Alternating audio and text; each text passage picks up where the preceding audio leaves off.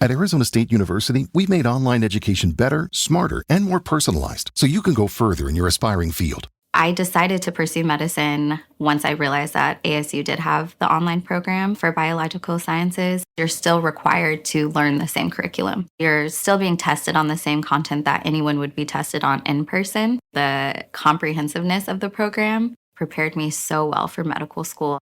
Explore over 350 plus programs at asuonline.asu.edu.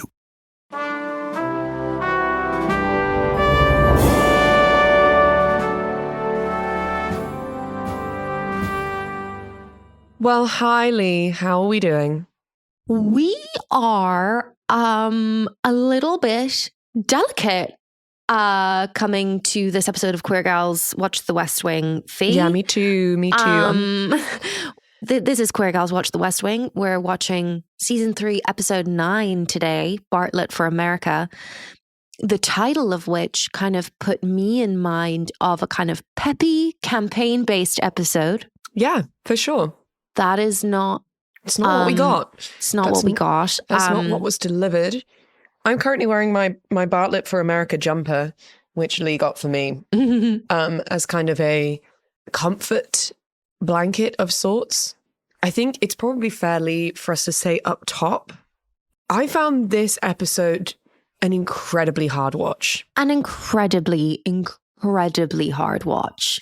It was beautifully written and beautifully acted, but it was like the subject matter is really, really tough. And I would go so far as to say, I think on a rewatch, which I'm like excited to, I was saying to our patrons the other day that I am like really excited actually to rewatch the series once we've gotten all the way through so that I can really take in things that you don't take in first time around.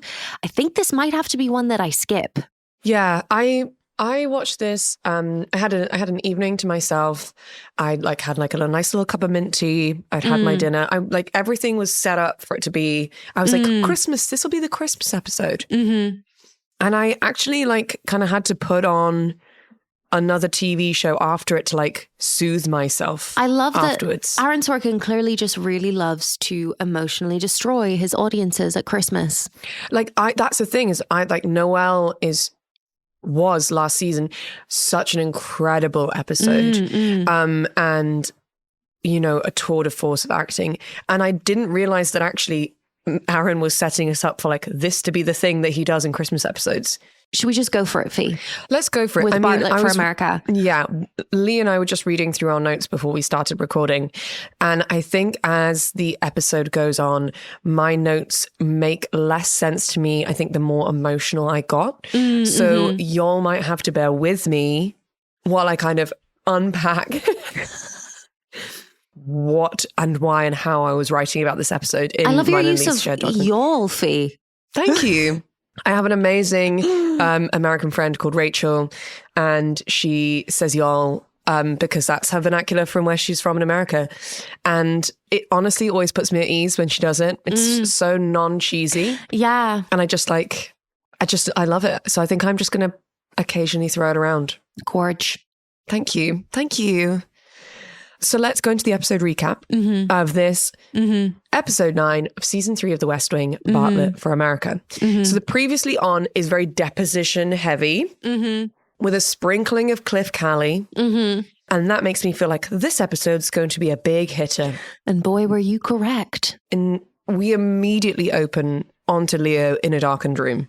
Just alone, just a really intense moment of Leo alone, sat in silence.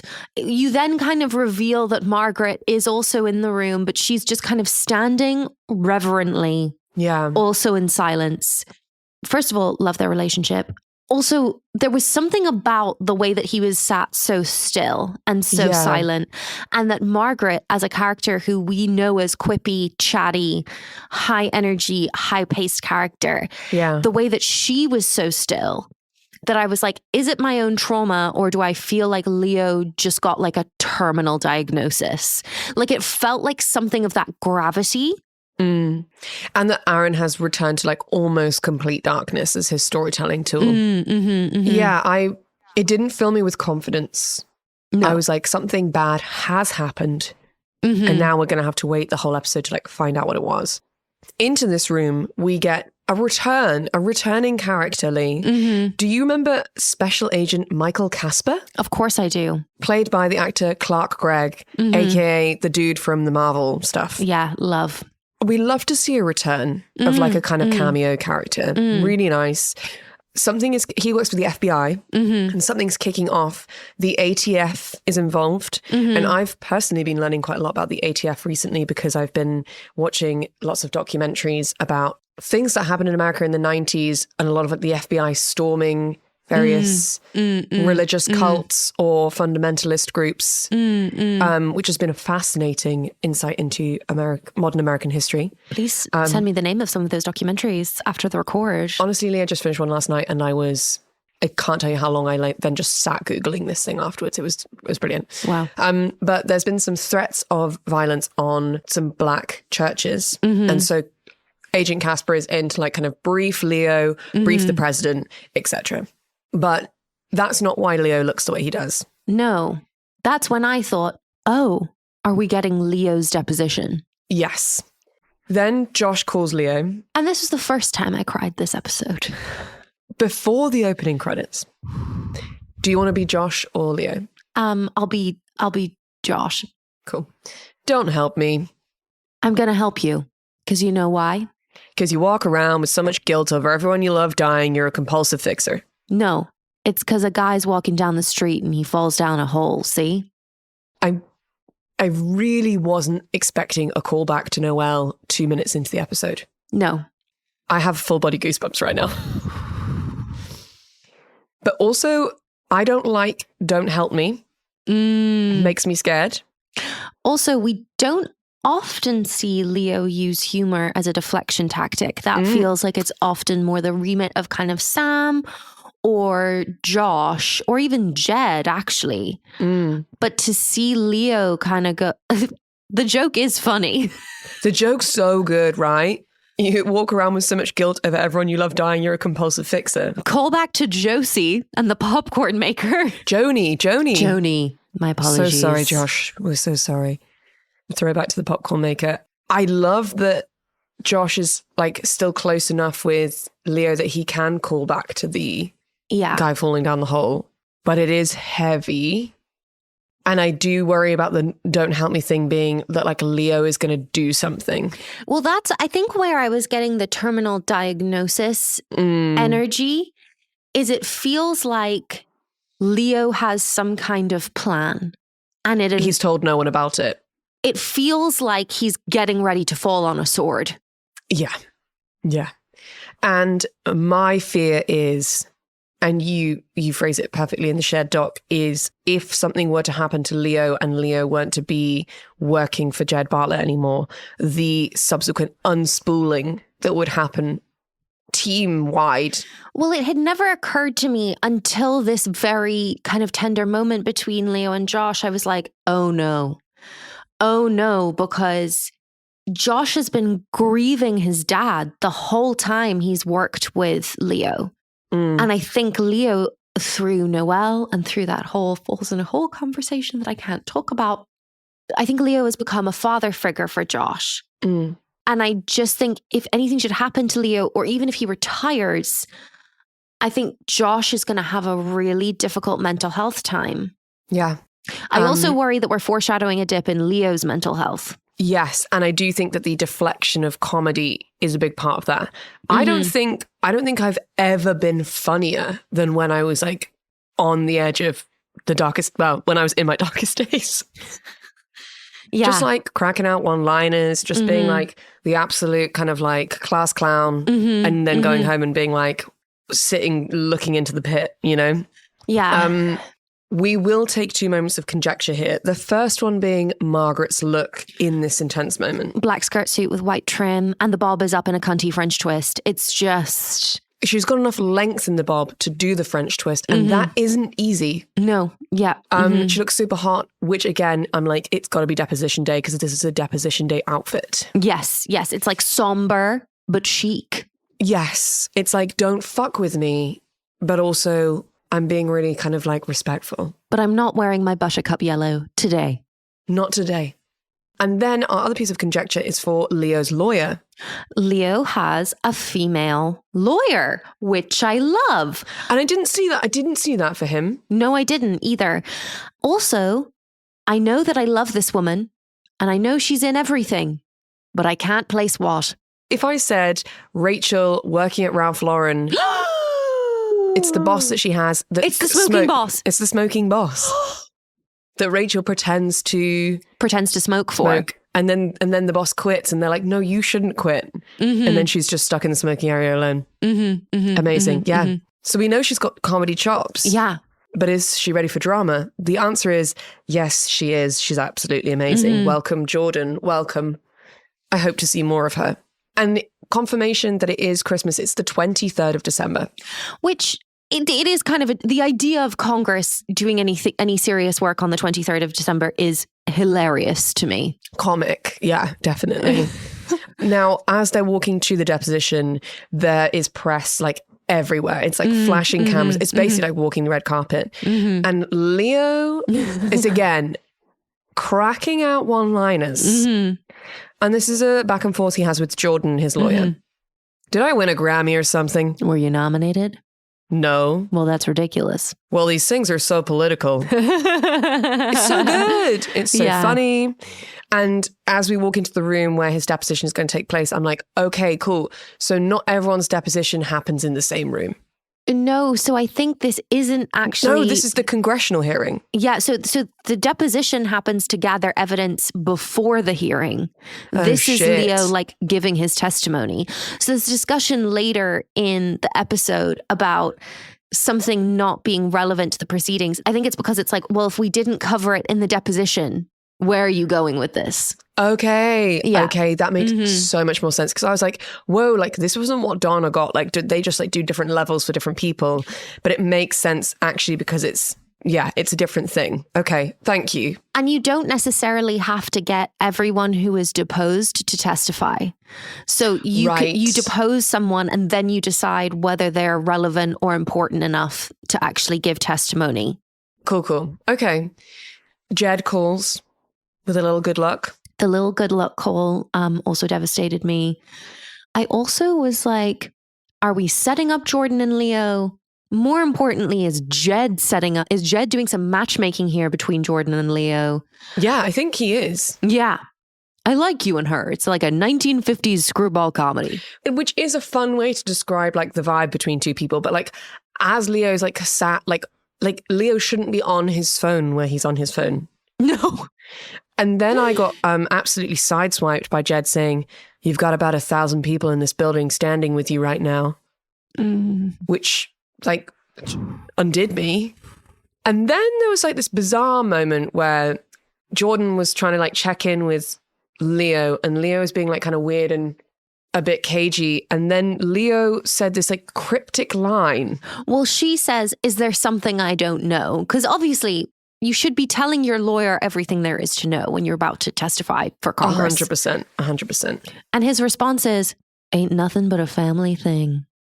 Which is very kind of Bruce Springsteen. Yeah, but also like Sopranos. Yeah, it's very mob boss. This is where I was really like, Leo is sacrificing himself. Yeah, this is where it felt clear. When Jordan kept asking what's going on and he kept like rebuffing her. Yeah. And also like having like meaningful moments with both Josh and Jed. And as you say, so when he was on the phone to Jed made a joke about perjury. And then there was like a really specific like focus on when Leo was like taking his oath. And I was like, is he about to perjure himself for Jed? I've never been more terrified going into the opening credits of this show. No. So this hearing is terrifying. Also a moment for the fact that Leo is being questioned by Donna's new boyfriend. Yes. And might I say Cliff is doing a lovely job. Yeah. But what's phenomenal is that we're starting to get some backstory information. So finally, some lighter notes in this episode. So Cliff's like, how long have you known the president? And I was surprised by this answer. Me too. Yeah. So they met 32 years ago. And then he says, but we've been friends for 11 years, which doesn't feel as long as I thought. No, me either. And also like kind of is like, oh, well, we met, but we like never really were close, Yeah.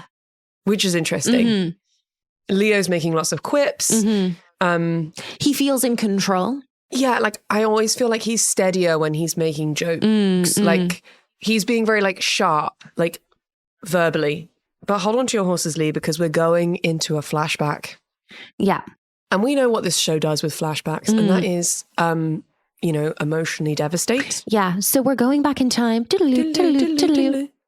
Governor Bartlet. I know, which we haven't really seen any of Governor Bartlet apart from like those few like kind of campaign trail moments. Yeah. And it's funny because you can tell that although he famously doesn't want to be president, he clearly wanted to be governor because he immediately looks more at home. He's got his boat shoes up on the desk. He's in a knit. He's like, it feels like Bartlet in his element as governor. Yeah, and he's got these two staffers who are like trying to give a presentation, but it's not very good. And it's all about snowmobiling data. And he's just like, the pure disdain on Bartlet's face as he's like trying to be polite to these gentlemen, but meanwhile not really caring about their information about New Hampshire snowmobiling quotas. Putting the new in New Hampshire. Yeah, I hated that. But then I was not prepared. I didn't think it through where this would inevitably be leading. Because obviously if he's Governor Bartlet... Mrs. Landingham is still alive. Yeah. Then he like calls for Mrs. Landingham and she just comes into the room. And he's like, speaking of crusty New England relics... I've missed their banter. That was an especially crazy thing for him to say, but... It was a Christmas gift, Leigh. From Aaron, it was a Christmas gift. Speaking of crusty New England relics... Governor, does it frustrate you to constantly aim for humor and yet miss so dramatically? Beautiful. Thank you, Dolores. Thank you. Also, Dolores lets him know that Leo is there, and the look of joy on Jed's face when he finds out that Leo is waiting to see him. And then when Leo comes in, they have like a really big hug. They call each other like Jed and Leo, which obviously we don't see. As soon as he's like president, he's Mr. President, you know? I was also sideswiped by the fact that Leo is still married in this timeline. Yeah. Jenny's Also, not left yet. I totally forgot about Mallory. I do think Jenny and Mallory might be in Mandyland now. And to be honest, I'm not too bothered about that. I feel like Mallory worked for a previous draft of Sam Seaborn where he was like a playboy. And I just feel like that's not who he is anymore. 100%. And actually characters like Ainsley vibe with him much better because the weirdness and intensity that he has kind of matches hers. Like he's just a geek. He's a nerd. Yeah. Who happens to be very like conventionally attractive. Yeah. So I feel like thank you and goodbye to Mallory. Then we kind of contextually understand where we're finding Leo. Yes. Because he said, I've been thinking about getting back into politics. Which to us, we were like, oh, that means we think that Leo's maybe like fresh out of rehab here. Yes, because he was a cabinet secretary for Labour. Yeah, under a previous administration. So maybe part of why Jed is so excited to see him is maybe this is the first time Leo's been to see him since being in rehab for like a sizable chunk of time. And then there was an amazing moment, which was just like beautiful writing, which was, I've been walking around in a kind of daze for 2 weeks. And everywhere I go, planes, trains, restaurants, meetings, I find myself scribbling something down. And then he pulls a napkin out of his pocket and then like sticks it weirdly with his spit, which doesn't quite work for me. I did have a question. How is Leo's spit so sticky? Yeah, like could he not put it down like on a table and then we like panned to that? But he sticks it to this easel and it just says Bartlet for America. And I felt like so much pride that the slogan, like the whole campaign slogan was Leo's. Before kind of his pitch to Jed as to why he should run. It also like contextually, I'm like, oh my God, having very close people in my life who have struggled with addiction, I think often you come out of a kind of initial recovery phase and go, this is the big idea. And that's kind of like the ship that your mental health is riding on. Yeah. To kind of see you out of the first phase of recovery. And it's so interesting that the thing that Leo latched onto that was going to get him from that first phase of recovery back into I exist in the normal world was the idea of Jed running for president. Just a small idea. Yeah. But back to the hearing. Leo is asking his lawyer out mid-testimony. Like, he gets asked a question by one of the congressmen who's like running the hearing. And he's like, I'd like a moment to confer with my lawyer, and like covers the microphone and then like leans over to her and is like, do you want to go for dinner later? The man has game. We always knew he did. But he needs a high stakes environment to get in the mood, you know? Mm-hmm. Unbelievable. But we'll swing back into the West Wing because Donna has a festive look. She's in a red turtleneck with a black blazer and a red lip. It's festive yet hot. Yeah, it's not full Christmas jumper, you know? And then an outrageous moment from Agent Casper. It's like Agent Casper's like there to give some information about these like church threats to Josh. And he just like catches a look at Donna and she's like, oh, hey, like, how are you? And he's like, listen, churches are burning down. Otherwise, I'd be hitting on you. I appreciate that. Maybe when it's a better time. Donna flirts back. Yeah. And also like, go Mike. Yeah. Also like, you know, I know like I do enjoy Cliff, but like, I feel like Donna like dating an FBI agent would be like really cool. It would be so cool.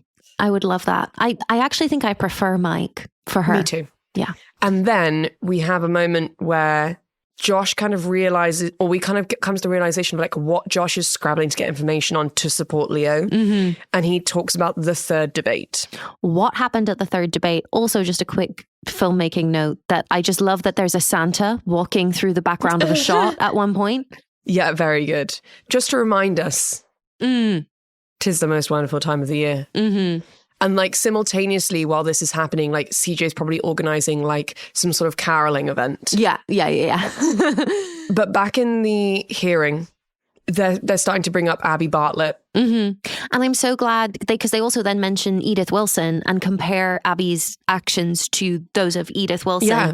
And I'm so glad that we covered her so that we have that context for Dearborn. Yeah, because if you hadn't have taught me about Edith Wilson, I would have been like, huh? Yeah. But yes, so yeah, Congressman Dearborn is like, do you know that Abby knew? Cue Jed, who's there, they're kind of like throughout the West Wing, everyone's like kind of catching snatches of the hearing on TV. So Jed's response to some questions about Abby is, Abby's about to get spanked. Guys, the things we do to women. My wife's a world-class scientist.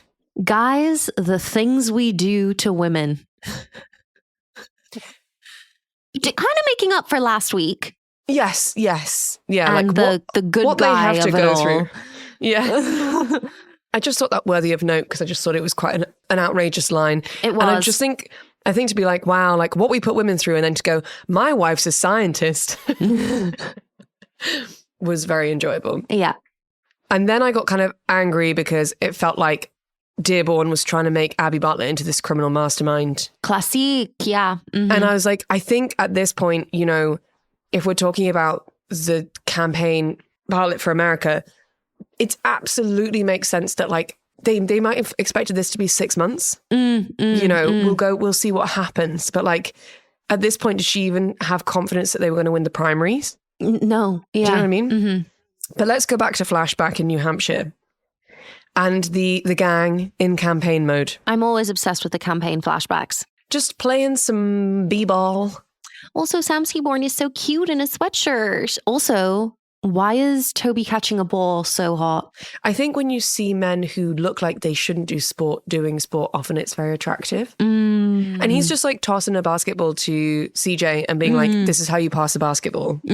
But not in like a mansplainy way. And then I really hate, obviously we had the kind of mob wife blowout era of CJ's hair. It's really upsetting that we have to return to it every time we go in flashback. But actually this one's kind of even worse because it's kind of almost like an Annie curl. Like she's in the musical Annie. And then she throws the basketball so hard that she breaks a window. Yeah. Now that is funny, but I just wish it had been one of the boys that did it. Me too. And so one of the things that they're talking about in this scene is, because they're in the campaign for the primaries, is like Jed v. Hoynes. Yes. And they're saying like, look, Hoynes is a much younger man. Like he's very fit. He's very healthy. What we should do is we should release a physical to show like how he, you know, Bartlet is like up for the role. Yeah. I mean, interesting. It did not occur to me that they totally should have been releasing a physical. And then like Leo sort of brushes it off, which makes me think in that moment, I was like, oh, is this the drama? Is that like actually Leo did know? But that kind of feels ambiguous. I also then love, we cut to kind of a scene of Jed saying like, the guys want me to take a physical. And I just love that Abby they're on a kind of like walk through the snow. It's very kind of quaint New Hampshire. And I just love that she is in no way taking seriously that Jed might win. Yeah, it's really funny. And I think he says like, oh, Sam wants me to take a physical. And she's like, which one's he? No, I think she brings up Sam and Jed says, which one's he? Oh, yeah. Either way, it's very enjoyable. It's very enjoyable. Also, the fact that like Abby's like, oh, he's the young one. And Jed was like, they're all young. Yeah. But I think that kind of scene really makes you see how like it kind of snowballed. And actually, Jed and Abby together as a couple hadn't even really thought about what would happen if he ended up winning. So like it's interesting to see how it all kind of snowballed for them. And like, you know, we make out in like the depositions and the hearings that it was this like grand scheme that they were hiding it from everyone around them. And then like, you know, it's because they didn't have any like respect for the American people that they did it. But actually that scene in itself, even though it's so small, really shows that they hadn't even really thought about it as a couple. Like it was quite a new diagnosis for him. I think they never really conceived of the idea of him ending up winning. And I think therefore, I think the magnitude of the lie wasn't really clear for them at that point. No. So there's actually quite a lot of innocence to it and naivety, which also is kind of a bit of the problem. But yeah, I kind of really appreciated that scene, that there was a naivety to it. Now, I don't like it in this show when people are scheming and not letting their co-workers in on information. Yeah, the phrase "don't be a hero, Josh" kind of comes to mind. So at this point, Josh is like, I need Gibson out of the room.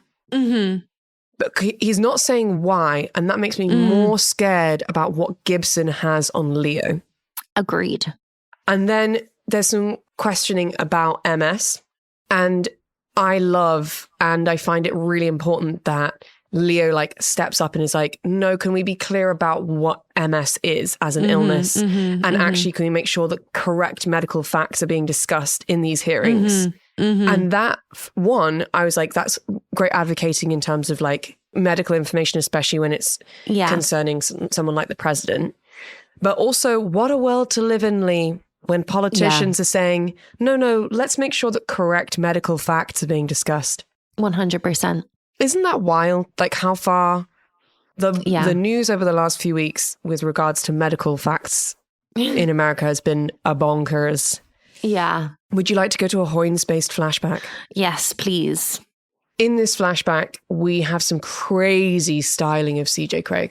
Crazy styling. This was where the mob wife hair from CJ was more egregious to me than in the previous scene. It's so embarrassing that they ever styled her like that. And the thing is like, all of the male characters are just allowed to be the same. I know. They're all dressed the same. Yeah. Like, just because it's like in the past, it doesn't mean it couldn't be a day where CJ got a blow dry. Do you know what I mean? Yeah. Some days women have blow dries, some days women don't. Like, please. I also love that, as becomes clear in this flashback, Bartlet and Hoynes have been at each other's throats from moment one. It's not that the relationship kind of deteriorated over time. They just abhor each other. And what's really interesting is, so this is the scene. So Jed has just won the primary and he's asking Hoynes to be his vice in the election. And so Jed tells Hoynes of his diagnosis in this meeting. Mm-hmm. And it's so interesting because you can tell that there's like general kind of, they've been at each other's throats. There's competitiveness between them. Mm-hmm. But something really snaps for Hoynes in the moment where Jed tells him. Mm-hmm. And what an amazing, it gives the character of Hoynes so much more depth than I as a viewer previously gave him.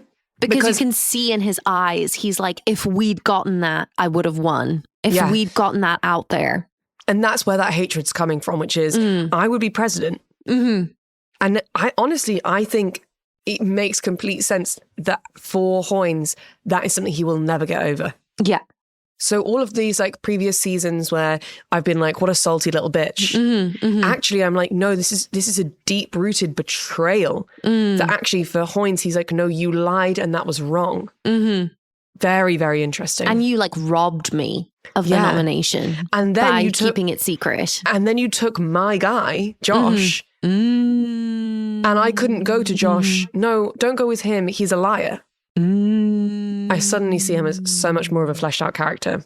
Uh-huh. I don't like it when Josh has a secret plan. No, it's not going to work, Josh.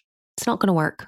It feels like tobacco all over again. Do you know what I mean? It does feel like tobacco all over again. And I'm so glad we haven't heard about Big Tobacco for a few episodes. It's been amazing. It's been a joyous reprieve. So Josh has kind of got this secret plan to try and get Gibson out of the room, but he's not telling anyone about it, which is stressful. We then have a breakthrough from Agent Casper. And so he goes to Josh and is like, this is the kind of breakthrough the FBI have had. And Josh is like, well, why didn't you tell the president? And it's a really cute moment where Casper's like, no, I couldn't do that. Like I couldn't tell the president. I couldn't talk to him. That's crazy. And then Josh takes him to the Oval Office, which is really nice. Yeah. And then we have some really fabulous quotes. One from Agent Casper, which is, in 13 years with the Bureau, I've discovered that there's no amount of money, manpower, or knowledge that can equal the person you're looking for being stupid. Some of the stupidest criminals in the world are working right here in America. I've always been very proud of that. Really enjoyable. Is how Jed responds. Beautiful. Beautiful. Then after Agent Casper leaves, it's like almost like a little check-in between Josh and Jed about Gibson. And I'm like, oh, okay. So there is a secret plan. Jed is in on the secret plan. And it was at this point where I was like, penny dropping, it's got to do with protecting Leo. And I was not protecting Jed. And then therefore I was like, well, if we're protecting Leo in any way, it's going to be because of his journey with addiction. I don't think I let myself get there, but it's just something so vulnerable about John Spencer. But we'll get there. But I just loved Jed saying to Josh, Leo's made out of leather. His face has a map of the world on it. Leo comes back. What an amazing thing to say of your friend. What a beautiful testament. But also the way that Jed said it made me think Leo's not coming back from this. It was about like Leo comes back to himself, like the moments that he's relapsed. He comes back to him and to his friends, but like it didn't feel like it was about his political career.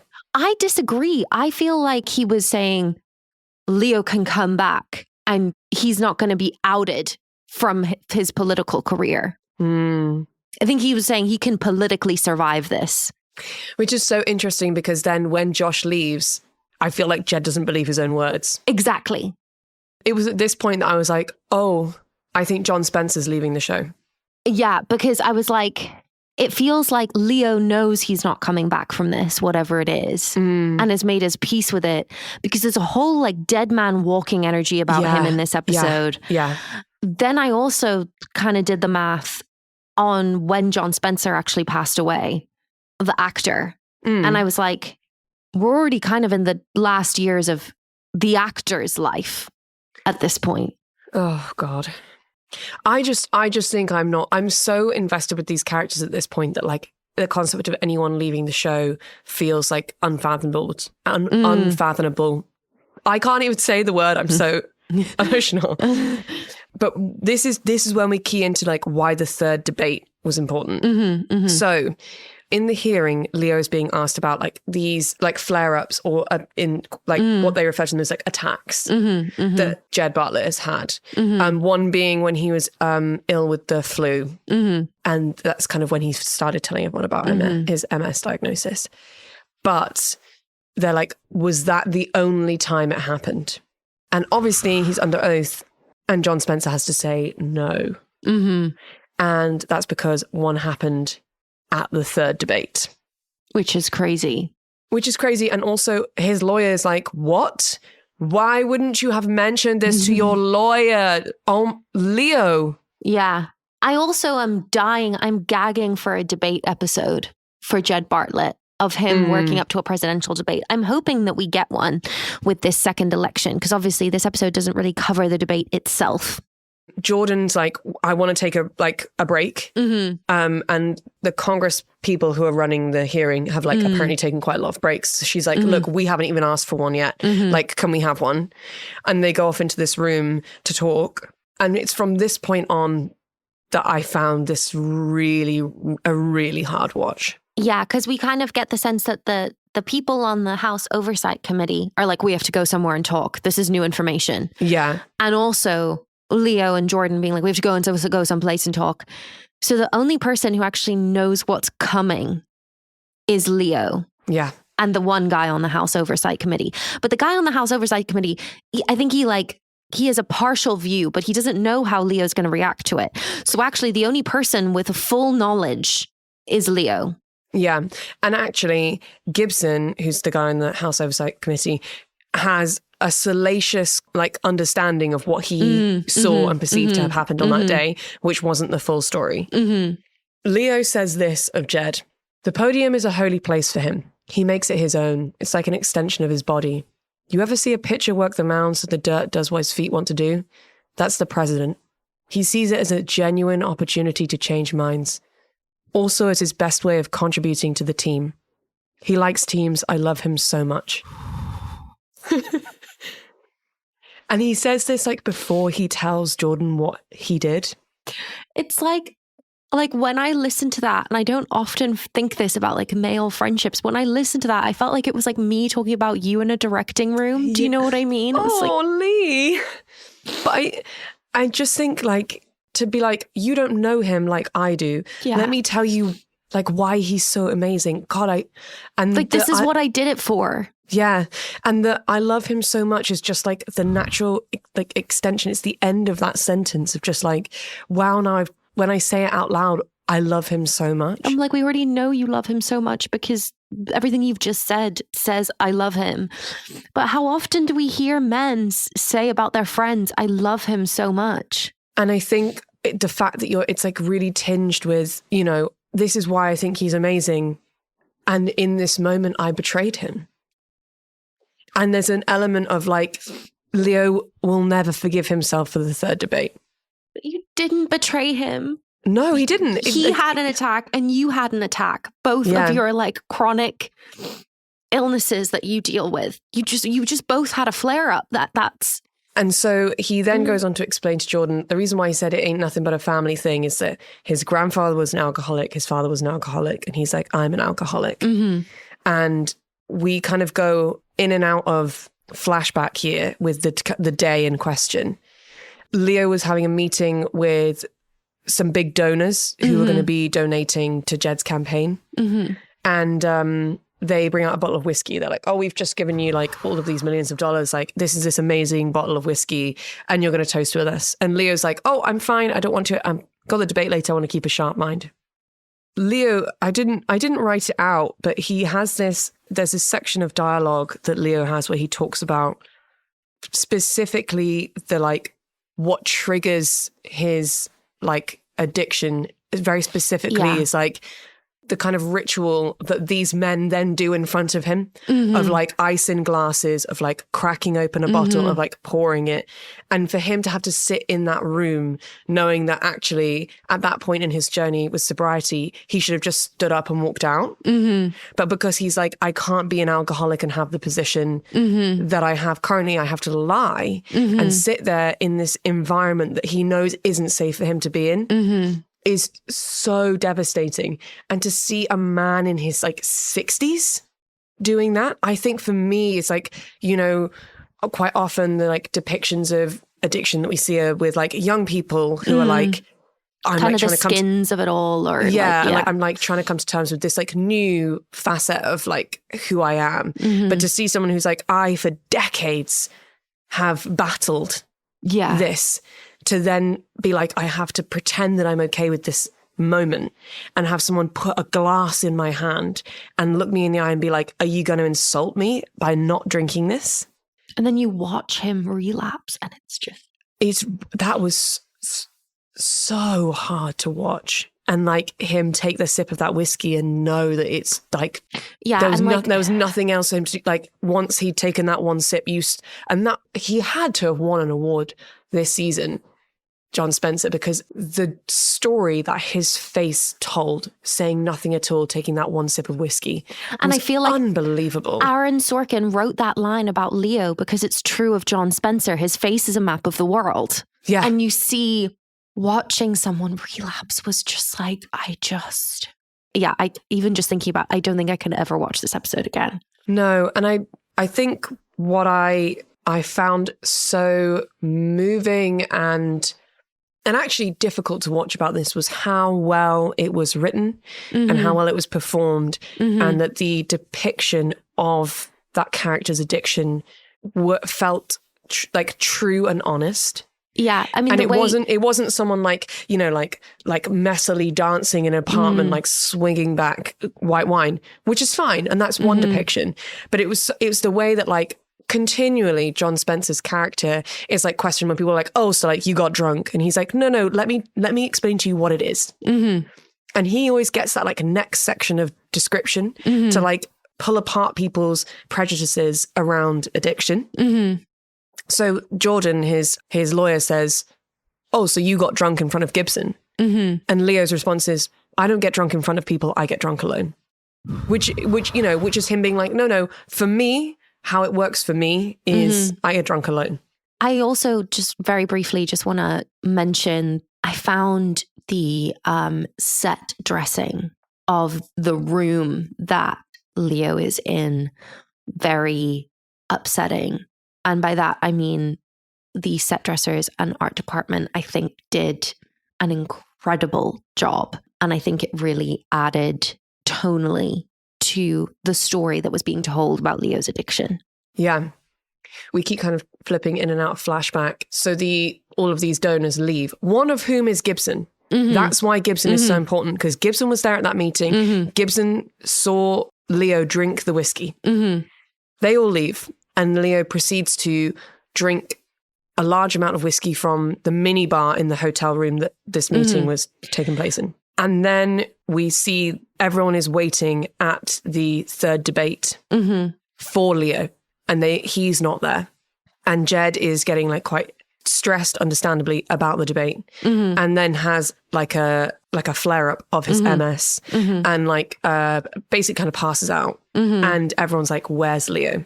To the point where the team have to like catch him. There's so much in this episode about like obviously addiction, but also like masculinity and vulnerability. Yeah. And I think so much of, as you were saying, like they really make it really character specific, Leo's addiction. And I think his addiction is so tied to like, how do I be a man and be sober? Because so much of what triggers his addiction is the ritual of whiskey, and whiskey being like associated with maleness and what it means to be a man in this world that Leo lives in. So to see that, and to see this character who we've only ever really see be like so controlled, be totally out of control. And then you're also seeing Jed, who we've obviously seen for 3 seasons now as the leader of the free world, have to be caught by his staff members. And there's something about the physical intimacy of these much younger men having to catch him as he falls. Yeah, and it's performed really well because they're playing the context that none of them understand why he's feeling like this.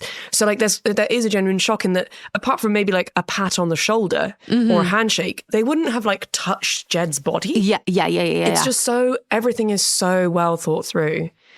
And so like Josh is then like ringing Leo, and like Leo like picks up the phone. They're like, this thing's happened. And you see him like, oh, it's not just that I didn't turn up to the debate. It's not that I just ruined this day. I wasn't there for this moment. We then move to the other room, which is where the board who are running the hearings are. So our Congress people and Cliff Cowley and Cliff Cowley's other associates. And this is where I was like, okay, Cliff Cowley, like I'm really on board with you. And I obviously copied out the scene because I hate Congressman Gibson.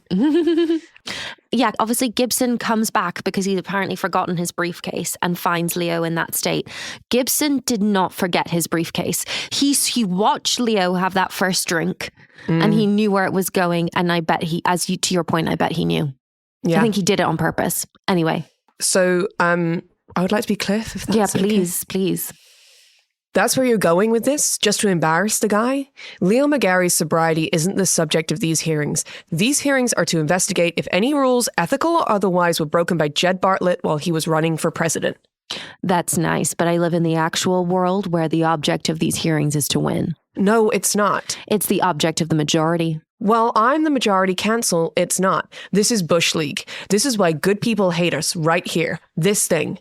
This isn't what these hearings are about. He cannot have properly been prepared by counsel for these questions, nor should he ever have to answer them publicly.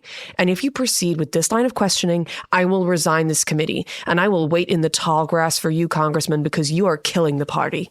You don't have to make up your mind right now, Mr. Chairman. Declare a recess until after the holidays. Buy yourself 2 weeks. And give him 2 weeks to circle the wagons? How do you think the speaker is going to feel about this? To say nothing of the RNC. And I think what I like most about this and about this scene is that we're getting to show, as we do with like the Democrat side of politics in this show, the like breadth of the party and how you have the Cliff Cowleys of the Republican Party who are like, this is exactly why we get demonized by the press. Because this is a low blow that is looking to like out someone's private life for nothing else other than to discredit the whole administration. Yeah, it's political point scoring at the expense of somebody's illness. Yeah. And I think it's so wonderful to see, like, especially a young person in politics being like, that's not what we're about. And then to see these kind of like dinosaurs, for want of a better phrase, being like, yeah, but like, we fucking hate those guys. It's so juvenile. I hate Gibson. But what Chairman Bruno does is he does call the recess. So he gives them Christmas, which is something. And I really needed that to happen because I actually didn't think I could see Congressman Gibson like standing up there questioning Leo, knowing exactly what happened. I think that's the thing that like really boiled my piss was like him knowing what had happened and like being in that room full of people and being like, I was there. I saw you lying on that bed, drunk. And now I'm going to know if you lied about it. It's just fucked up. Anyway, we close out in Leo's office. And Jed's waiting for him in his office. Which is just really beautiful. And like, that's real friendship, right? Which is, it's the 23rd of December.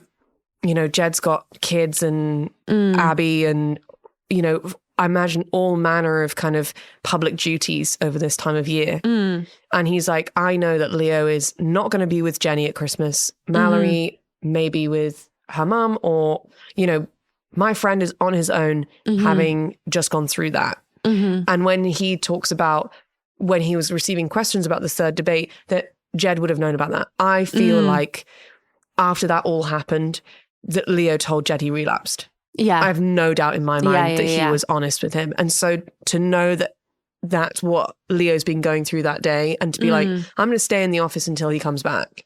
I think Josh and Jed both know. Yeah. Yeah, I think you're right there. Because it was Josh when Leo was about to be outed as an addict.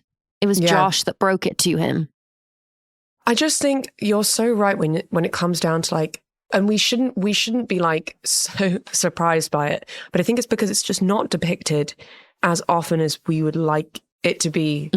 Because it's something that exists in male friendships and in families between, and I mean this kind of like predominantly like cis men, straight males, is that stories of vulnerability, and it's not like earth-shattering vulnerability. It's just everyday stuff, the things that we're struggling with. It, you know, Leo is remembering and being thrown back to a really tough time in his journey with sobriety. But the thing is that he is working on that every day of his life. Yeah. You know? And so the thing that I find so insightful from a writing perspective is his friends checking in with him, knowing that he's had a bad day in a difficult life in general. It's not Jed being like, wow, what a doozy. It's Jed being like, you know, it's a tough time of year and this is going on. And also just like, of all days, if they hadn't brought up, you know, your addiction, that hearing may have just been a really difficult thing to get through and feel like you could be sober afterwards anyway. Yeah. And then gift. Jed gives Leo the napkin that Leo gave to him all those years ago, framed. And I was undone, Lee.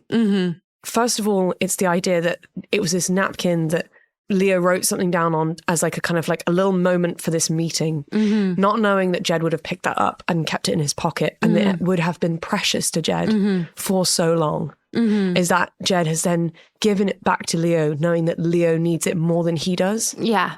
And you know what? Like the idea of like holding on for something so long, like that hit me like the fucking like shirt in the closet at the end of Brokeback Mountain. I was... Oh my God, why would you bring that up? Honestly, I had a really big, ugly cry about this napkin.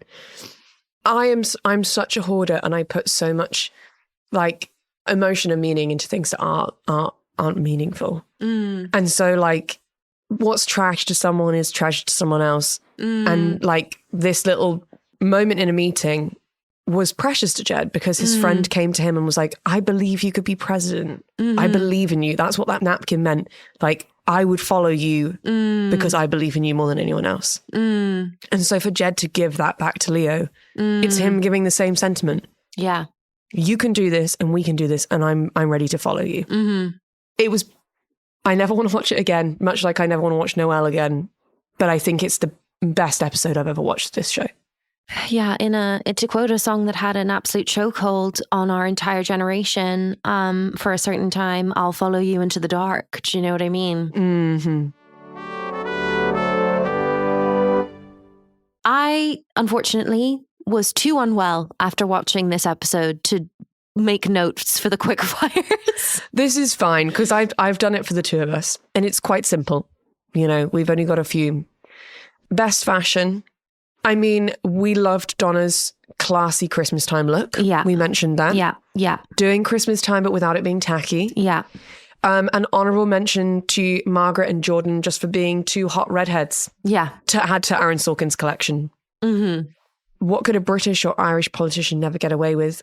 I just punted for pure male friendship. Yeah, agreed. That doesn't involve somehow like fucking a pig. Yeah, potentially fucking a pig. Yeah. Crazy. The queerest moment that never intended to be queer for me kind of was the napkin. And the keeping of and the giving of and the sharing of the napkin. Yeah. Best writerly moment for me, I think, had to be Jordan and Leo and the Grammys. Yeah. Did I win a Grammy or something? Were you nominated? No. Well, that's ridiculous. Well, these things are so political. Like, that's very good. I had nothing for Man, I Feel Like a Man, because actually I don't think we had any toxic masculinity in this episode. Apart from maybe everything Congressman Gibson said. No, but what I will say to my previous point is I think one of the things that caused Leo to relapse was that alcohol is tied into his understanding of what it means to be a man. Yes. And so I think by not being able to have the whiskey, he felt like less of a man. He felt emasculated. Yeah. And then for me, the moment that made me proudest to be American was a podium is a holy place for him. He makes it his own. It's like an extension of his body.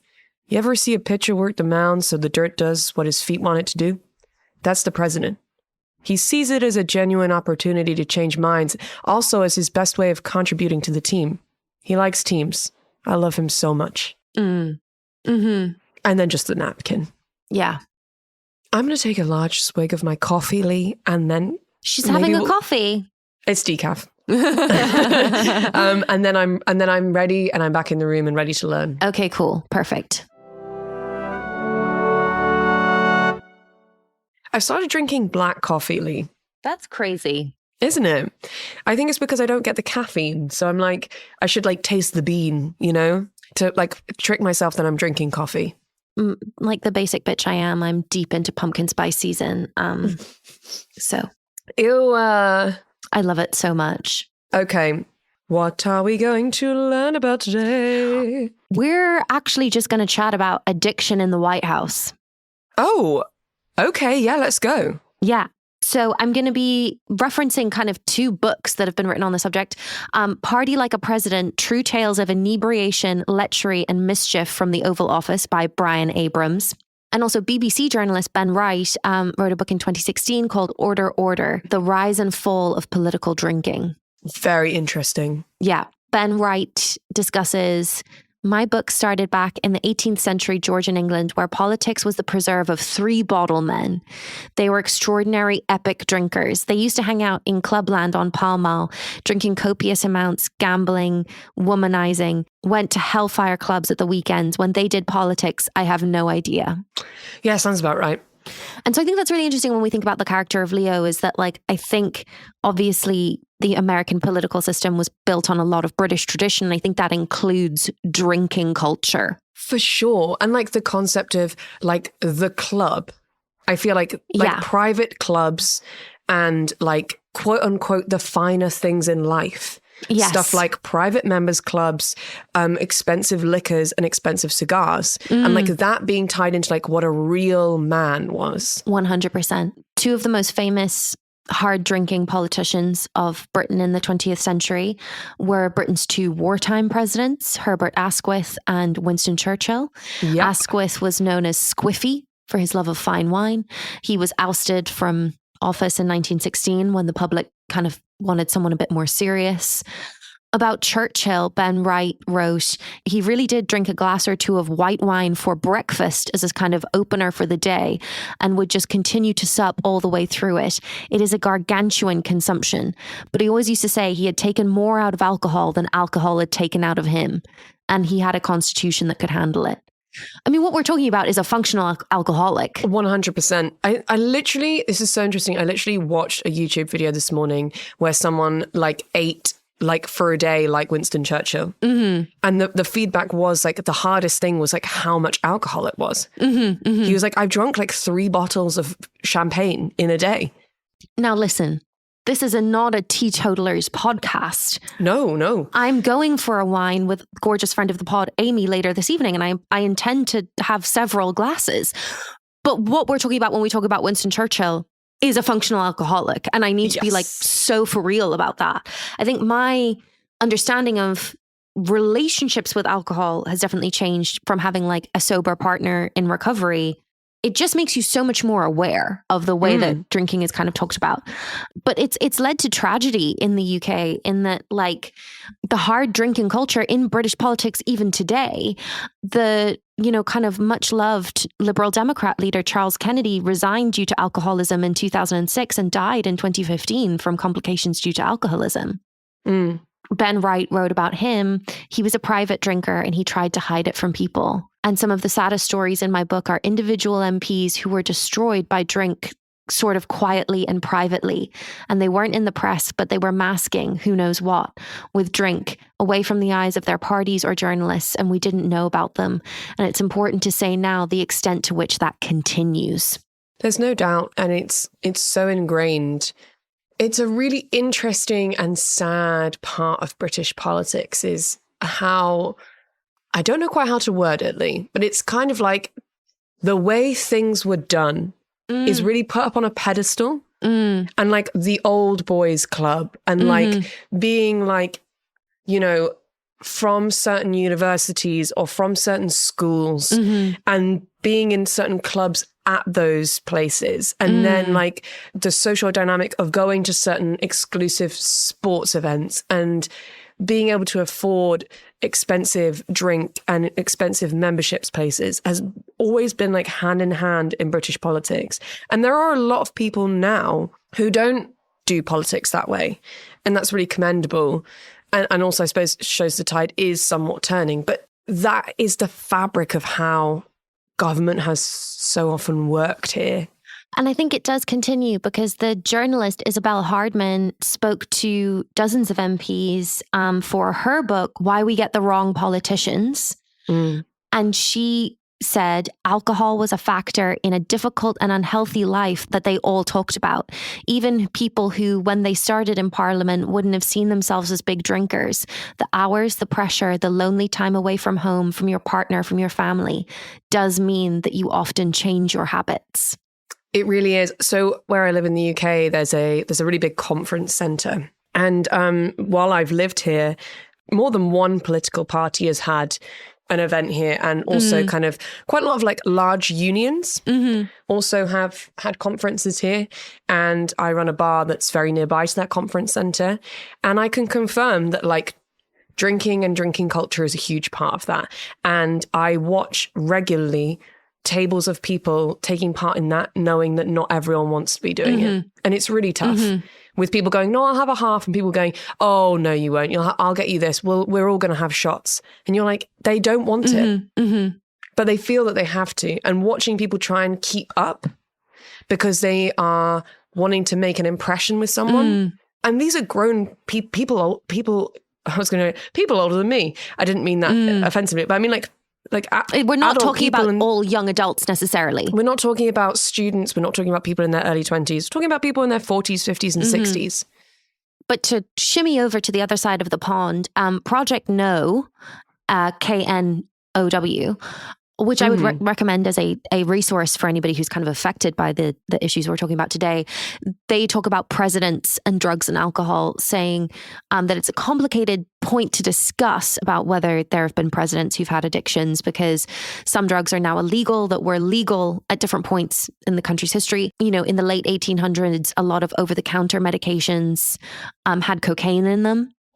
But with that caveat, you know, some presidents have indulged more in narcotics of various kinds than others. Yes. About a third of all presidents have been teetotal, whether that be because they've never drunk or because they're actually in recovery. That's very interesting. The founding fathers all drank, primarily hard cider, wine, and rum. Shout out to rum. Like there was a period of time where like rum was the one. Yeah. Like everyone was after rum. Yeah. And like I really feel like rum has fallen from grace. And whiskey just took over in a big way. Yeah. That's a sidebar, but, you know. Talking about the bad cocktails in the West Wing, Theodore Roosevelt drank, and I do have a lot of time for Theodore Roosevelt, I do have to say. He drank, which sounds lovely, and I think we should try and make sometime, mint juleps. Oh, I love a mint julep. Bourbon, sugar, water, crushed ice, and fresh mint. Honestly, it's lovely and refreshing. Sounds like it would slap. Also features in The Great Gatsby. Yeah, it's a Southern drink. And I think Theodore Roosevelt's mother was from the South, which is why I think he liked them. Sometimes the presidents have a known favorite drink to the point where cocktails get named after them. For example, McKinley's Delight, which is rye and absinthe. I mean, that's a crazy drink. And Martin Van Buren's Schiedam, which is, now brace yourself. Okay. Whiskey and red wine. Right. That's a recipe for death, as far as I'm concerned. That's a lot, isn't it? But to take it right back to George Washington, please do set the standard for heavy presidential drinking. At the end of the Constitutional Convention of Hamilton fame, he threw a party for the 55 delegates where they ran up a bar tab of about 45 gallons of alcohol. Holy hell. That's almost Leigh, that's a gallon a lot. person. Leigh, that's so much. George Washington had daily beer or cider after dinner, followed by Madeira. He loved beer so much, George Washington did, that he brewed his own. Love that for him. Yeah, just a beer bro. And actually, Coney Island Brewing Company recently produced a limited run of beer based off of George Washington's recipe. Very fun. He also grew hemp at his home in Mount Vernon. Good for you, brother. Good for you. He was also reported to use laudanum, which is an opiate derivative, because he had famously quite horrific tooth pain. Yes. So, yeah, when you're getting after like opiates were like very on hand. And he had a lot of wooden teeth. He did, yeah. Yes. Yeah, but let's not get into his dental history. It's pretty bleak. John Adams had hard cider for breakfast every morning. Now, Leigh, at this time, was it like better to drink alcohol than water still? I think that is kind of part of the vibe of the early days. Thomas Jefferson developed a love of fine wine from his time on the European continent. And there are letters that survive when he's very distressed because he's run out of wine. He wrote a letter saying, "Disappointments in procuring supplies have at length left me without a drop of wine. I must therefore request you to send me a quarter cask of the best you have. Wine from long habit has become indispensable for my health, which is now suffering by its disuse." I've often felt that way. But do we feel like he's the advocate for, a glass of red wine a day is good for the health? Yes, I think that's the vibe. He has a lot of, in his papers, there's a lot of kind of copious tasting notes that Thomas Jefferson made. There's also some evidence that he grew poppies to make his own opium.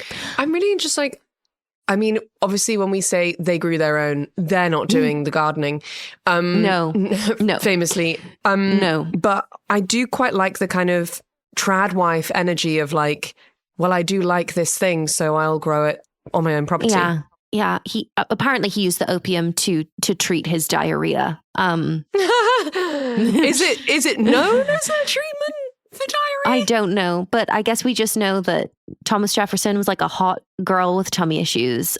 Just like struck down by IBS. Yeah. Franklin Pierce is a kind of sad case. He's often thought to be one of America's least successful presidents. And he was a raging alcoholic, which was a family thing. And he lost all three of his sons in childhood, the last one 3 weeks before his inauguration. His wife was a big temperance supporter, and so he briefly got sober, and then they became estranged because of his drinking. And famously, when he lost the nomination for his second term, he's quoted as saying, "There's nothing left to do but get drunk." That's very sad. And then he did pass away from alcoholism, which it's crazy that he was a raging alcoholic, but there wasn't the awareness at the time, and so nobody was really concerned about that. Yeah. Martin Van Buren, as president, had a huge reputation for being able to hold his liquor. He had a huge number of disasters. If you want to talk about Bill Clinton having quite a few disasters as president, Martin Van Buren presided over the financial panic of 1837 and the Trail of Tears, which is a horrendous chapter in American history. So he was drinking a lot and was called Blue Whiskey Van because of his love of liquor. Although, according to John R. I'm going to say Bumgarner. Baumgartner? Garner. Okay. Bumgarner. In his book, The Health of Presidents with Deepest Apologies, he was famous for drinking loads but never seeming drunk. And what's interesting is he did write a letter to his son regarding alcoholism, saying, "What you may regard as an innocent and harmless indulgence will take you years to overcome in the public estimate." Ooh. There's a misconception that Andrew Johnson had issues with alcohol because he was famously visibly drunk and slurring his words at his inaugural address as vice president under Abraham Lincoln. But it was actually because he drank so rarely and had a couple of drinks because he was nervous that it had more of an effect on him that it got away from him on that one particular day. And then he just has a reputation for having been an alcoholic when he actually barely drank. Now, what's interesting is Franklin D. Roosevelt is kind of regarded as one of the best American presidents. He loved a martini. He had 5 o'clock happy hour at the White House every day, and he would personally mix the cocktails for his guests. That's very like Richard Gilmore of him. Yeah, on the White House study desk. Yeah, no, I don't necessarily know that's the healthiest work practice, but I do think that I don't know, there's something that's it's not right, but it's classy. Yeah, he apparently did experiment with cocktail recipes. His grandson is quoted as saying that he made the worst cocktails in the world. Joseph Stalin has also been quoted as being unimpressed with FDR's skills as a mixologist. But he did popularize the dirty martini. Oh, and for that we're thankful. Yeah, and he also invented a drink called the Haitian libation, which is dark rum, orange juice, egg white, and brown sugar. God, I hope it's shaken. Surely it's shaken. Is it shaken? I'm doesn't gonna say. look that up. I'm going to look that up. There's different reports as to whether FDR drank to excess or not, but it is historically noted that it would take him days to recover from visits from Winston Churchill. And that makes sense because I just think that Winston Churchill was drinking alcohol. I think the sheer quantities that we're talking about when we're looking at Winston Churchill, that his body would be used to. It's insane. That his body was reliant on. Yes. Means that if you were trying to go drink for drink with him, then you would have a multiple day hangover. Yeah, and I think they famously got on really well. So I imagine FDR was kind of trying to keep up. But the most famous alcoholic president was Ulysses S. Grant. You don't hear of many Ulysses around anymore. You don't, no. His alcoholism began in the California infantry, where there was an extreme drinking culture. A lieutenant who met Grant during that time said there was not a day that passed but what these officers were drunk at least once, and mostly until the wee hours of the morning. But it really kind of turned dark for Ulysses when he was serving in remote locations in the 1840s and 50s, where he drank kind of out of boredom and loneliness. He resigned from his commission in 1854 because of excessive drinking, but was brought back 7 years later with the outset of the Civil War. Right. Okay. His reputation as an alcoholic at that point preceded him, but Abraham Lincoln overlooked it. In theory, according to the official record, Ulysses S. Grant avoided drinking during the Civil War and was rewarded with success on the battlefield. But there are some contemporary sources who claim that he was drunk for the whole of the Civil War. And soldiers and newspaper reporters say that they saw Ulysses S. Grant kind of staggering around, swilling whiskey from a canteen. And in the case of one inspection tour, apparently projectile vomiting onto his horse's mane. Oh, no. Oh, that's not... And then you've got to... Then you've got to continue to ride that. The horse isn't going to... Anyway, the poor horse. The poor horse. He was also a big smoker in terms of his addiction. It was said that during one Civil War battle, he smoked 20 cigars in one day. Wow. Jesus Christ. Yeah. That's a lot of cigars. It's a lot of cigars. The cigars are what killed him. Yeah, because he died from throat cancer. I was going to say, yeah. And so his last kind of days, he was really desperately trying to finish his memoirs. And so he was gargling with wine laced with cocaine to try and get through the pain to write his memoirs. Yikes. Yeah. But what I do love is Rutherford B. Hayes was notoriously teetotal, and the whole of Washington was really distressed for the whole of his presidency because he didn't allow any smoking or alcohol in the White House while he was president. And his wife was known as Lemonade Lucy because it was the only drink that she would serve. Lemonade Lucy is an amazing nickname and also like a sick burn. And then for me, I feel like the concept of not allowing any cigarettes or alcohol in the White House must have just meant that loads of people had like little secret hidden cubbies to be like, we just passed this like really huge piece of legislation, and like someone would just like sneak like a little naggin of whiskey out and like put it into some teacups and then like hide it away. So that could have been quite fun. Yeah. But Lemonade Lucy is a gag. Grover Cleveland, during his first run at political office for district attorney, to kind of keep a clear head, he cut back his alcohol consumption to a gallon of beer a night. Again, that's he cut it so back much to a gallon. That's 8 pints. Cutting it back to that's a heavy night. While his friends matured and got married, he kind of grew into a 250-pound middle-aged bachelor who was still kind of hanging around the same bars. Brian Abrams, in Party Like a President, True Tales of Inebriation, Lechery and Mischief from the Oval Office, wrote about Grover Cleveland. As time passes, his nickname changes from Big Steve to Uncle Jumbo. It's almost as if a new generation of bargoers arrive, and no longer is Cleveland a peer, but the old wise man at the bar. Wow. But Grover Cleveland's love life was actually so salacious that his drinking didn't really get much coverage in the media. Oh, God. Because he fathered a child out of wedlock and then married a 21-year-old in his first term in office when he was 49. Okay. I mean, I'm not a huge fan of that. I mean, fathering a child out of wedlock famously is something that previous prime ministers of the UK have done. Quite recently, even. Quite recently, just an unknown amount of children, reportedly. Anywho. Of course, then we do have prohibition, an era that you're... The Great Experiment. That you're deeply familiar with. But while President Harding famously was ranting and raving about the fact that the American people weren't following the prohibition laws, he himself kept drinking whiskey. Oh, yeah. At kind of late night poker games in the White House. I mean, he just had a salacious presidency. He also is accused of getting multiple mistresses pregnant. And what's a guy to do, In Harding's case, like it was actually his reputation for drinking was actually what led to his political downfall because it was so hypocritical. Yeah.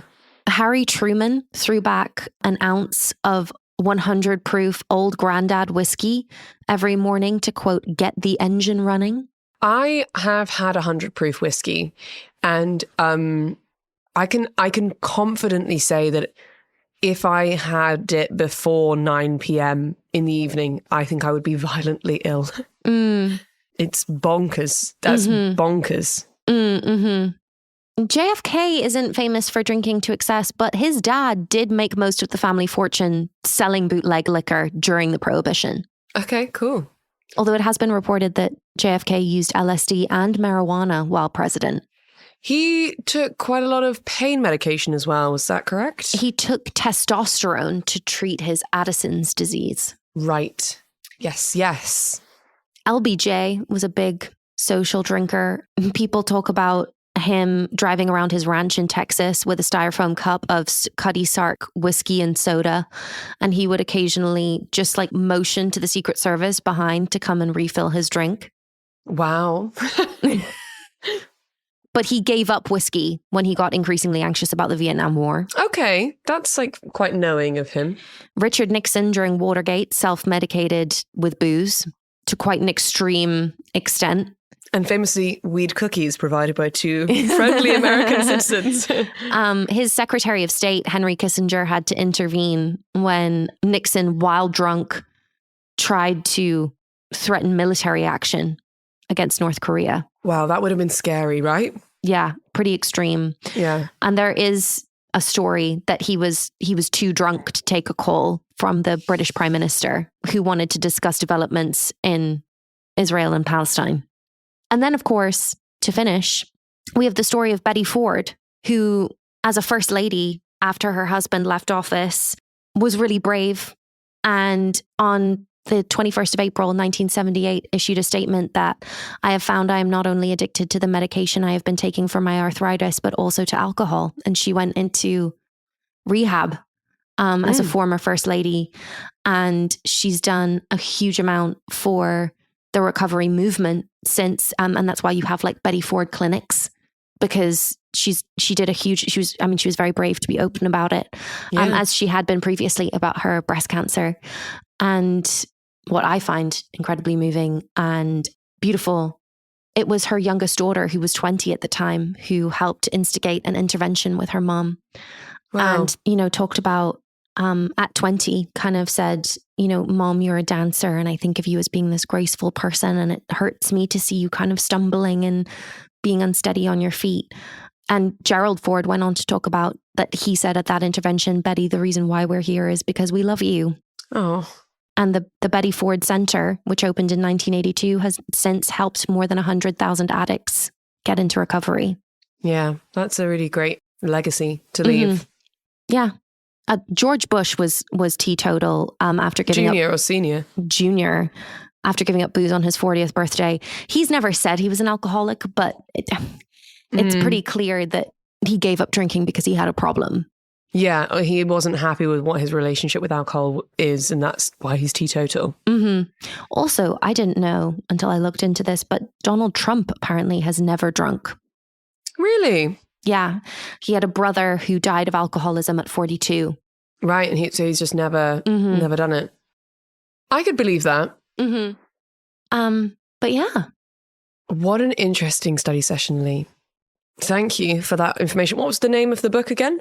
Oh, there's two. The main one about the US is Party Like a President, True Tales of Inebriation, Lechery and Mischief from the Oval Office by Brian Abrams. And then the kind of one about British politics is by Ben Wright, and it's called Order, Order, The Rise and Fall of Political Drinking. Very interesting. But yeah. It's a storied, like a long storied history, It's a long storied history. And presidents and leaders are not immune from the disease that is addiction. No. And I think for me, what's interesting now, like talking about the show, is are we going to come back after that 2-week recess? So like, where are we going to pick up with episode 10? Where does Leo go from here? Yeah, definitely. Yeah, I'm nervous, which makes me feel like we should just come back and do this next week so we can just find out. Agreed. We're Queer Gals Watch, wherever you get your socials, queergalswatch@gmail.com. If you want to pop us an email, do check out our Patreon too, Queer Gals Watch. It's really fun over on the Discord over there. You also get to see my study notes and all my resource lists that I make. And yeah, the Discord community is really fun. And I've been getting a lot of my study session inspiration from suggestions from the Patreon subscribers. So yeah. Amazing. Well, Leigh, I will see you next week. See you next week. Have a great time. You Bye-bye. too. Bye-bye.